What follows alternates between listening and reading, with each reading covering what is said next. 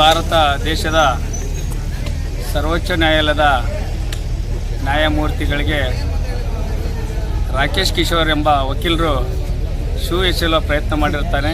ಇದರಿಂದ ಅಘೋರವಾದ ಒಂದು ಕೃತ್ಯನಾಗಿರ್ತದೆ. ತುಂಬ ಖಂಡನೀಯವಾದ ವಿಷಯವಾಗಿದ್ದು ನಾವು ಯಥೇಚ್ಛವಾಗಿ ಖಂಡಿಸ್ತೀವಿ. ಯಾಕಂದರೆ ಲಾಸ್ಟು ನಾವು ಶಾಸಕಾಂಗ, ಕಾರ್ಯಾಂಗ, ನ್ಯಾಯಾಂಗ ಅಂತ 3 ಕಾರ್ಯಗಳನ್ನು ಮಾಡುವುದರಲ್ಲಿ ನ್ಯಾಯಾಂಗವೇ ಯಶಸ್ವಿಯಾಗಿ ಫಲಪ್ರದ ಮಾಡ್ತಿರುವ ಈ ಸಂದರ್ಭದಲ್ಲಿ ನ್ಯಾಯಾಂಗಕ್ಕೆ ನಿಂದನೆ ಮಾಡಿದಂಥ ಈ ರಾಕೇಶ್ ಕಿಶೋರ್ ವಕೀಲನ ಈ ದೇಶದಿಂದನೇ ಗಡೀಪಾರು ಮಾಡಬೇಕು. ಯಾಕಂದರೆ ಒಬ್ಬ ಬಾಬಾ ಸಾಹೇಬ್ ಅಂಬೇಡ್ಕರ್ ದುಡಿದು ಮಾಡಿಕೊಟ್ಟಂಥ ಸಂವಿಧಾನದ ಅಡಿಯಲ್ಲಿ ಕಪ್ಪು ಕೋಟನ್ನು ಹಾಕಿಕೊಂಡು ಒಂದು ಘನತೆಯನ್ನು ಕಾಪಾಡಿಕೊಂಡು ಹೋಗೋ ಬದಲು ಅವರಿಗೆ ಅಗೌರವವನ್ನು ತೋರಿದ್ದಕ್ಕಾಗಿ ನಾವು ಈ ಸಂದರ್ಭದಲ್ಲಿ ಅದನ್ನ ಖಂಡಿಸ್ತೀವಿ. ಖಂಡಿಸಿ ಅದಕ್ಕೆ ತಕ್ಕ ಶಿಕ್ಷೆಯನ್ನು ಅನುಭವಿಸ್ಬೇಕಂತೇಳಿ ಮೊನ್ನೆ ರಾಷ್ಟ್ರಪತಿಗಳಿಗೆ ನಾವು ಈ ಒಂದು ಮೂಲಕ ಮನವಿ ಮಾಡಿಕೊಳ್ತೇವೆ.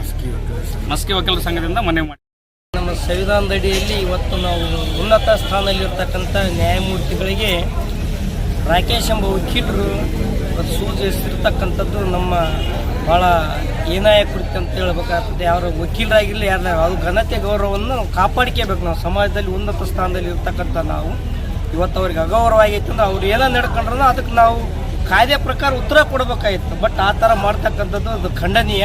ಅದು ಸಮಾಜದಲ್ಲಿ ನಮ್ಮ ವಕೀಲರು ತೆಗಿಸ್ತಕ್ಕಂಥ ಕೆಲಸ.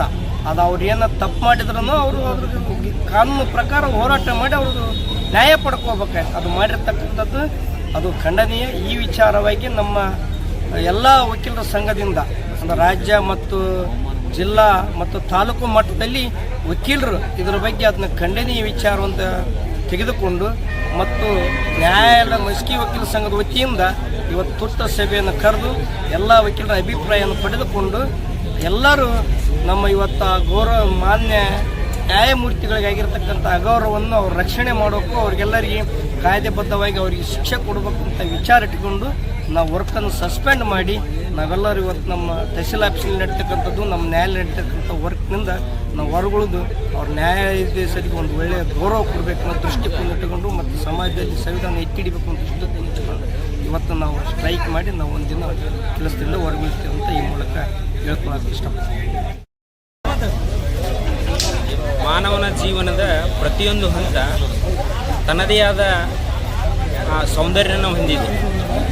ಬಾಲ್ಯದಲ್ಲಿ ನಿರ್ಲಕ್ಷ್ಯತೆಯ ಸಂತೋಷ, ಯೌವನದಲ್ಲಿ ಉತ್ಸಾಹ ಮತ್ತು ಪರಿಶ್ರಮ, ಮಧ್ಯ ವಯಸ್ಸಿನಲ್ಲಿ ಕೌಟುಂಬಿಕ ಮತ್ತು ಸಾಮಾಜಿಕ ಜವಾಬ್ದಾರಿ, ಹಿರಿಯ ವಯಸ್ಸು ಮಾತ್ರ ನಮ್ಮ ಬದುಕಿನ ಅನುಭವಗಳ ಖಜಾನೆ ಮತ್ತು ಮೌಲ್ಯಗಳ ನಿಧಿ.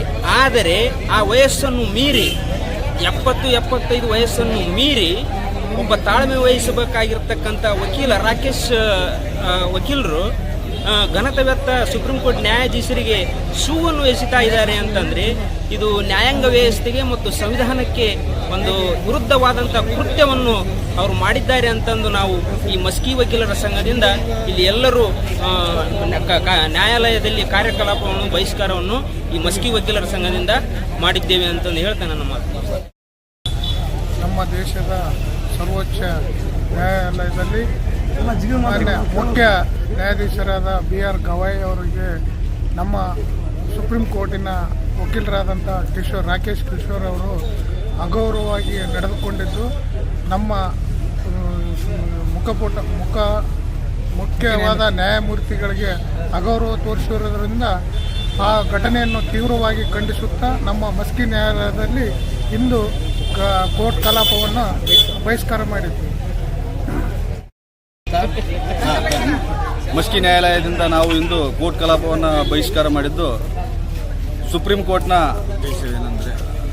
ಇದರ ಉದ್ದೇಶವೇನೆಂದರೆ ಸುಪ್ರೀಂ ಕೋರ್ಟ್ನ ನ್ಯಾಯಾಧೀಶರಾದ BR ಗವಾಯಿ ಅವರಿಗೆ ಹಿರಿಯ ವಕೀಲರಾಗಿರ್ತಕ್ಕಂಥ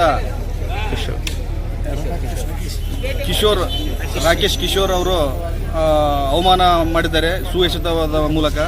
ಅದನ್ನು ನಾವು ಅತ್ಯುಗ್ರವಾಗಿ ನಮ್ಮ ಮಸ್ಕಿ ವಕೀಲರ ಸಂಘದಿಂದ ಖಂಡಿಸ್ತಾ ಇದ್ದೀವಿ. ಈ ಮೂಲಕ ನಾವು ಕೋರ್ಟ್ನ ಬಾಯ್ಕಾಟ್ ಮಾಡಿ ಮಾನ್ಯ ನ್ಯಾಯಾಧೀಶರಿಗೆ ಗೌರವ ಸೂಚಕವಾಗಿ ಬೆಂಬಲಿಸ್ತಾ ಇದ್ದೀವಿ.